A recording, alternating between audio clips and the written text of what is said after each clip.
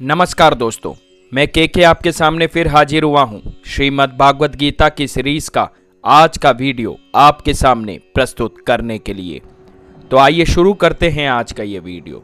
दोस्तों, कल तक हमने श्लोक नंबर 37 जो अध्याय नंबर 1 से संबंधित है की विस्तृत व्याख्या समझी थी। आज हम 38 श्लोक से जो अध्याय नंबर 1 से संबंधित है की विस्तृत व्याख्या आपको बताने जा रहे हैं। श्लोक नंबर 38 और 39 अध्याय नंबर 1। यद्यपि लोभ से अभिभूत विचारधारा के कारण वे अपने स्वजनों के विनाश या प्रतिशोध के कारण और अपने मित्रों के साथ विश्वासघात करने से कोई दोष नहीं देखते हैं, तथापि हे जनार्दन, जब हमें स्पष्टतः अपने बंधु बांधवों का वध करने में अपराध दिखाई देता है, तब हम ऐसे पापमय कर्म से क्यों दूर न रहें। आइए इसकी विस्तृत व्याख्या भी समझ लेते हैं।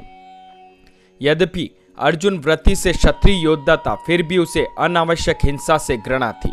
महाभारत युद्ध के अंत में एक घटना से उनके चरित्र का यह पक्ष उजागर भी होता है।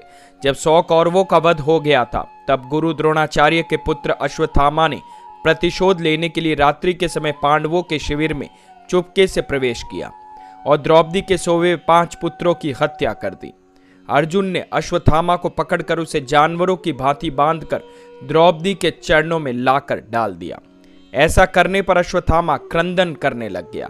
फिर भी पुत्रों की मृत्यु से शोकाकुल, कोमल हृदय और क्षमाशीलता के गुण से परिपूर्ण द्रौपदी ने कहा कि जो भी हो, अश्वत्थामा उनका गुरु पुत्र है, इसलिए उसे क्षमा कर देना चाहिए। दूसरी ओर भीम अश्वत्थामा का तत्काल वध कर देना चाहता था। दुविधा में फंसे अर्जुन ने जब इसके समाधान के लिए भगवान श्री कृष्ण की ओर देखा, तब उन्होंने ये वचन कहे, यदि आदरणीय श्रेष्ठ ब्राह्मण अस्थायी रूप से धर्म पद से च्युत हो जाता है, तब भी वह क्षमा योग्य है, किंतु जो मनुष्य घातक हथियार से किसी की हत्या करता है, तब उसे अवश्य दंड देना चाहिए। अर्जुन श्री कृष्ण के अनेकार्थक संकेत को समझ गया। उसने अश्वत्थामा को मारने के बजाय उसके सिर के पीछे की चुटिया को काट डाला और उसके मस्तक से मणि निकाल ली और अपने शिविर के बाहर भगा दिया। अर्जुन संभवतः यथासंभव हिंसा से दूर रहना चाहता था। इसे विशेष दुखद परिस्थिति में वह कहता है कि वह जानते हैं कि अपनी कुटुंबियों और वृद्धजनों को मारना उचित कृत्य नहीं है। मनुस्मृति में इसका वर्णन भी है।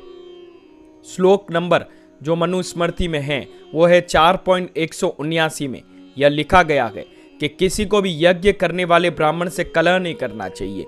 कुल पुरोहित, आचार्य, मामा, अतिथि, अपने पर आश्रित बच्चों, युद्धजनों, वृद्धजनों, वैद्य और स्वजनों के साथ झगड़ा नहीं करना चाहिए।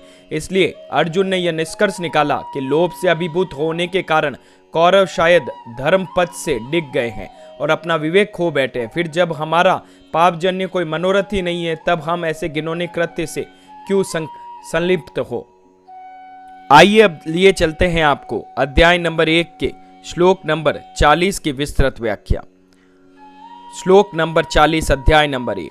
जब कुल का नाश हो जाता है, तब इसकी कुल परंपराएं भी नष्ट हो जाती है और कुल के शेष परिवार अधर्म में प्रवृत्त होने लग जाते हैं। आइए इसकी विस्तृत व्याख्या भी जान लेते हैं। कुलों की पुरातन परंपराओं और नित्य मान्य प्रथाओं के अनुसार कुल के वयोवृद्ध लोग उच्च मूल्यों और आदर्शों को अगली पीढ़ी के कल्याण हेतु उन्हें हस्तांतरित करते हैं। ये महान परंपराएं कुल के सदस्यों को मानवीय मूल्यों और धार्मिक मर्यादाओं का पालन करवाने में सहायता करती है। यदि कुल के वयोवृद्धों की समय से पूर्व मृत्यु हो जाती है, तब भावी पीढ़ियां कुल के वयोवृद्धों के मार्गदर्शन और शिक्षण से वंचित हो जाती है। अर्जुन के कहने का तात्पर्य यह है कि जब कुलों का विनाश हो जाता है, तब उसकी महान परंपराएं भी उसके साथ समाप्त हो जाती है और कुल के शेष सदस्यों में अधर्म और व्याभिचार की प्रवृत्ति बढ़ जाती है, जिससे वे आध्यात्मिक उन्नति का अवसर खो देते हैं। इसलिए अर्जुन के अनुसार कुल के आदरणीय वयोवृद्ध सदस्यों को कभी भी नहीं मारना चाहिए। दोस्तों, श्रीमद् भागवत गीता की यह सीरीज आप लोगों को कैसी लग रही है, हमें प्लीज कमेंट सेक्शन में जरूर बताइएगा। और हमारे ये चैनल के सब जानता है आपको कैसा लग रहा है, प्लीज हमें लाइक, शेयर, सब्सक्राइब करना ना भूलें। धन्यवाद।